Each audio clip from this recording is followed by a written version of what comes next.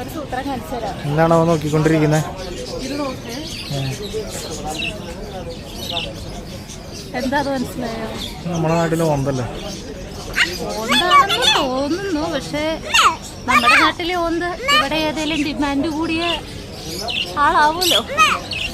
ഇനി വേറൊരു സൂത്രം കളിച്ചു തരാതെ. ചട്ടിയിലേക്ക് പോകാൻ റെഡിയായിരിക്കുന്ന ആമയല്ല, സോറി, ഞണ്ട്. കണ്ടോ, ചട്ടി വെച്ചിട്ടുണ്ട്, ഞണ്ടിനെ വെച്ചിട്ടുണ്ട്. പിന്നെ ഇത് നോക്ക്.